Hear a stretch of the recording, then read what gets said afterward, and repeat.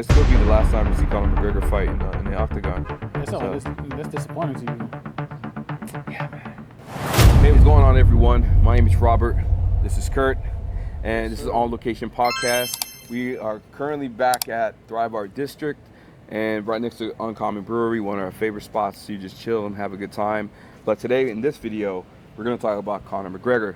A little bit of context: Conor McGregor is one of my favorite fighters out there, not only of his fighting style and his arrogance, but also his journey and his self-belief on getting to the very top of the game. Now, he came off a 5-year layoff, and we're about to see what exactly happened. If you don't know by now, it ended very quickly in his comeback fight with Holloway, and there's a lot of speculation to if he knew about this injury already, is some ties to the gambling world. So it just opened up a can of worms. So enough of me talking. You ready to see the video? Yeah, I mean, I don't know too much. I know of Conor McGregor, but I don't know too much. So let me see what happened. Okay, we're gonna look at a doctor. He's a YouTube doctor in sports medicine. He's gonna describe exactly what happened. And we're gonna go to another video that explains the conspiracy of what really people think happened. So let's go ahead and check this out. Conor McGregor's long-awaited return ended just horrifically after suffering an injury to his right knee on the very first moment of the fight when he tried to throw this aggressive kick. In this video, we'll take a closer look what I think this injury is, plus the footage of before the fight that showed he may have had an injury coming into this fight to begin with. Welcome back, everybody. I'm Dr. Brian Suter, and the goal on the channel is to teach more about the medical side of the sports world. This was literally the very first thing that McGregor did. He came out, right? The announcers are talking about he's full of energy, right? It's his first fight out, and he goes and throws this crazy, ridiculous kick, and he lands really awkwardly on that right leg. Now, a lot of people are going to see this. The commentators were talking about it looked like he blew out his knee. I will admit, yes, this position looks like the classic position that you will see with an ACL tear in terms of the rotation of how the foot is externally rotated, the idea that we see a little bit of the knee going inward, the trunk is leaning over his injured side. But what you don't see on this injury is the classic pivot shift that you will sometimes see with an ACL tear. Now, that doesn't mean that this is not an ACL tear, but you at least don't see that stereotypical kind of pathognomonic shift forward of the tibia and then pop backwards like we would if you could confirm 100% that this was an ACL. I think looking at it from this view is a little bit better because we can see kind of straight on. So here, he goes and jumps off of that right side, twists as he lands down. This is a really awkward position for the knee, right? We can see a couple of different things. Number one, we can see how his trunk is leaning over that injured side. That's a strike against you when it comes to an ACL tear. We can see that he's landing on a relatively flat foot. That's going to be strike number 2. That foot's a little bit externally rotated. Strike number 3. This is not a 3 strikes and you're out situation though, so bad comparison to use there. But as he comes forward here, we don't really see that classic like internal rotation of the lower leg, this knee abduction, the ankle kind of swinging out as the leg rotates inward. You really don't see that very clearly whenever he's coming through this kick and landing. Also, right, the ACL is there to help keep the tibia from going forward relative to the femur. And so when the ACL tears, what you can sometimes see, again, not always, but what you can sometimes see is the tibia want to shift forward and then pop back in place, and you see this recoil of the calf. We don't see that here, at least to where I can say 100% that's what's happening. Now, yes, when we see this position, when we see this moment, you absolutely have to be concerned about an ACL. I mean, that's definitely going to be high up on the list. Just pointing out, you don't see that classic pivot shift like we have seen in other cases. Subsequent sequences, right, they kept saying he was slipping. He's not slipping. Every time he tried to put any semblance of weight on that right leg, we could see him go down. Again, we really didn't see any continued pivot shift. We didn't see any forward tibia translation on this one here either. This was towards the very end. He steps again to put a little bit of weight on that leg. We can see it's very unsteady, and then just all of his weight kind of collapses as he completely comes up off of that foot. Now, what's interesting is when you look at the very last sort of sequence of the fight before it was finally called off, again, we're looking at McGregor's right leg here, and if anything, you almost see like a forward translation of his femur So, right, whenever the ACL tears, you're going to see a forward translation of the tibia going forward. Here, as we kind of go frame to frame, you almost see like his femur looks like it shifts forward. You kind of see that. Now, that could just be his weight shift. Maybe he's trying to activate the quad a little bit more than has. He's going to continue talking about the weird angles of how this could have happened, and maybe giving some insight, like maybe it did actually just happen freakishly in the fight, or maybe he had this injury and he knew he had this injury. As far as what he's been saying, and from what I can tell, he injured his knee. I mean, playing, yeah. He injured his knee. I'm not a doctor. I'm not a medical professional. Well, he is. He is. But at the same time, it's like you're giving me the full breakdown. If I just lost $30,000 on Conor McGregor, knowing how his leg got messed up, kind of just pissed me off a little more. But just the fact that he could have possibly been injured before is where the real keen information is. Because yeah, anybody can get injured in a fight, but if you was already injured going into the fight, that's a different story. You know, like how bad was the injury? Could this have been? Well, I guess you can't really make it public information because then the opponent would know also. I mean, I was gonna say like he could have used a knee brace then, but you know. What would you have done with the knee brace? Just for training purposes or in the actual fight? I mean, if you're using the actual fight, and you're telling your opponent that your knee is messed up. Yeah. Then I'm gonna target the knee.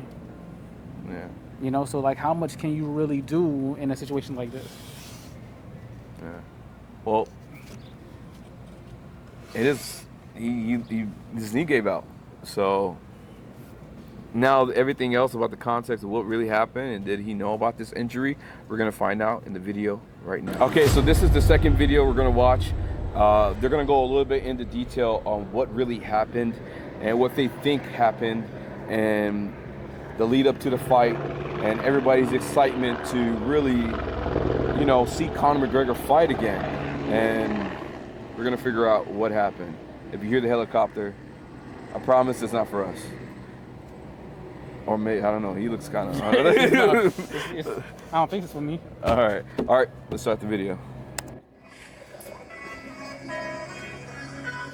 This is why you should never be excited for anything in your life. And this is why you should never spend money on mixed martial arts. I'm just joking slightly. You know, Conor said his comeback would be historic, and he certainly wasn't wrong about that. That has to be the biggest disaster of a main event outcome in the history of the sport. It's certainly up there, if not number one. I mean, record date, Dana said 80 million people watched the weigh-ins, and all those people that spent all that money for tickets, all those millions of people that tuned in for the first time ever, or for the first time in years, maybe even forked up for a Paramount Plus subscription, tuned in to turn the clock back decades and see their favorite MMA fighter be their favorite MMA fighter. Mac is back. He's got his 2 belts. He's wearing fancy suits. He's talking trash at the presser. The old days are back. And then he walks out like he got visited by the ghost of Jacob Marley and jump kick nukes his knee in the opening seconds. I got more angry texts than I've ever received after an event from friends I don't even hear from on my birthday because I'm the MMA guy and they needed to tell somebody they weren't happy. Afterwards, me and Jason were comparing this to Randy Couture losing the title to Vitor Belfort via that accidental cut in the opening seconds of UFC 46's main event. This is so much worse. Back then, 15 people were watching mixed martial arts. Back then, it was just 18-year-old me pissed that I rented the only VHS copy of the event from Blockbuster without knowing it sucked. The scale of this moment is incomprehensible compared to UFC 46. And just like real life, anytime there's a baffling disaster, everybody's scrambling to figure out what exactly happened just so they can kind of get their heads around it, make it make sense. And so theories abounded seconds after Mike Beltran called the fight. Did Conor come into the fight injured? Did he explode so forcefully with that opening kick that a ligament in his knee just snapped on landing? Was it an ACL tear? Was it a meniscus? Did his entire knee implode and Conor is done for the rest of his life? Or will he be back in 6 to 8 weeks? Don't worry, we're going to explore it all, baby. And let's start with the hottest debate. Did Conor come into the fight injured? Now, McGregor himself flatly denied it after the fact on Twitter. But there's this little thing that humans can do called lying. knee, so a denial doesn't necessarily rule out a previously existing injury. That said, without any other information, if this is all we ever get, while there will always be speculation, the narrative will probably default to his explanation for most people, which is,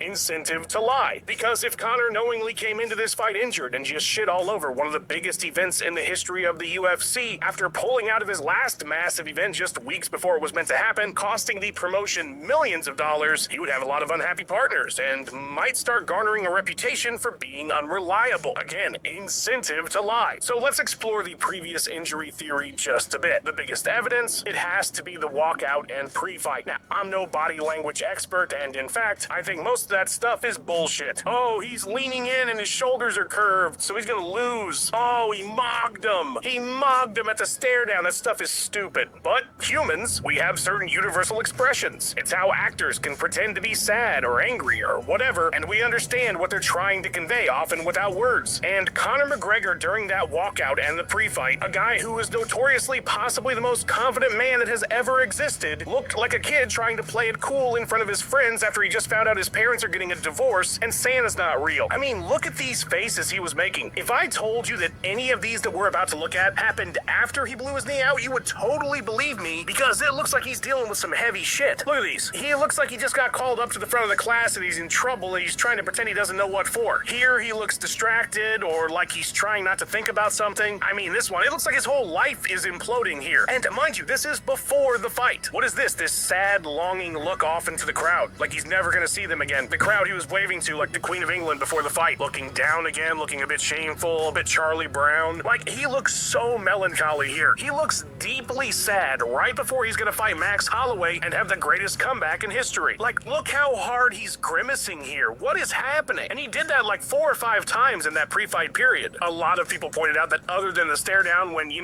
gotta put it on and stare at your opponent, Conor just would not look at Max. He'd look anywhere but Max. I think this is the weirdest one because this is right before they're about to engage. And he doesn't look locked in at all. It looks like he's looking off into space. Then there was the moment after the card that John Anik replayed where Conor slips while taking his shoes off to step into the meta. All right, so he's going to get into more details a little bit later, but I think we got the context. And a lot of people suspect that this is all, he knew about this probably before the fight. He probably got it just before entering the ring, as they speculated or showed a little bit, or could be something, it just randomly just happened. So, Kurt, since you're not really an MMA fan, I want to hear your thoughts, man. What do you think, man? You're not biased to this at all, so. Based on what he was showing me, I do think that he's pretty accurate. I mean, I am big into psychology and like body language and speech patterns, things of that nature. I think it's very interesting. I think it's to me, it's a huge hobby, and it's a very useful skill for everything that you get into. So all these micro motions in the face, he's pretty spot on. We as humans show our emotions with more than just words. Words is actually one of our less popular forms of communication, even though we feel like we use it the most. So for him to be trying to hide that he's in pain or to hide that he has an injury, it makes sense. You've been out of it for an extended period of time. You might be a little nervous, because fighting is war. Let's be real. Anybody who gets in the ring isn't just, oh yeah, let's just fight, and you're really, really fighting. You know what I mean? So you have that, compound that with an injury that you had before. I can see why he would be moving the way he is. And once again, you can't tell anybody that because of valid reasons. Now, he could be just fine, and maybe he is just concerned about his first time in the ring after an extended period of time. Because I've seen some clips of him before, extremely confident, extremely arrogant, like he's up there. Yeah. After what I just seen, that's not the version of him that I've seen before. It doesn't really correlate. Yeah, it's in the past, man. His entire journey has been amazing. Most of these fighters' journeys are amazing. When you're in this kind of industry, there's a lot of humble beginnings, majority of the time in this kind of field. Now, I kind of did like the arrogance, the brassness, the don't give a shit kind of attitude, badass, all that, until a certain point it could get extreme. But I was quite excited for him to fight, and to hear that happen. Did you catch it? I didn't see the fight, but because I was, working on other things. Right. But, and that's okay. You're busy. You got to work on your businesses and stuff. But I knew, like, I can always watch on the replay. Like, little short story, me and my father, we watched the fights. I watch it with him as in the replay, so we can both, react to it. So I kind of continue that habit so we can both react to the fight. We don't listen to what's going on, but this one you can't miss it. It was such a big deal. It was all over the place, and you cannot see it. So, yeah, I don't really think this was good for Conor McGregor and his legacy. We'll see. There's always ways to come back from this. If Dana White gives him another opportunity to fight, probably not with Holloway, probably with someone up and coming, so he can prove his worth again. But after that, this could be the last time we see Conor McGregor fight in the octagon. That's disappointing to you. Yeah, man. It is, bro. Nah, it like it really affects you. Like McGregor and I would say John Jones and Adesanya, they're probably my favorite. I mean, those are the top people. Those are the top fighters. That's common, but what about Rampage Jackson? I mean, man, you're talking about a little back in the day, but yo, they were nasty. That was badass. So thank you guys for watching. We reacted to Conor McGregor's comeback. I'm kind of on the fence with it. Did he know about the injury? Did he not know about the injury?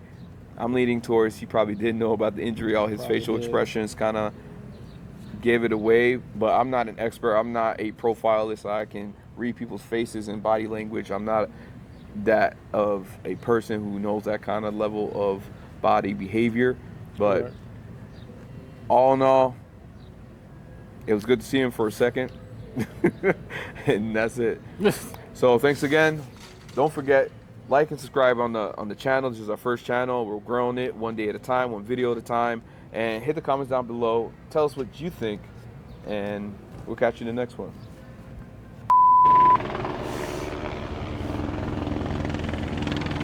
Kurt, you good, bro? A little nervous, man.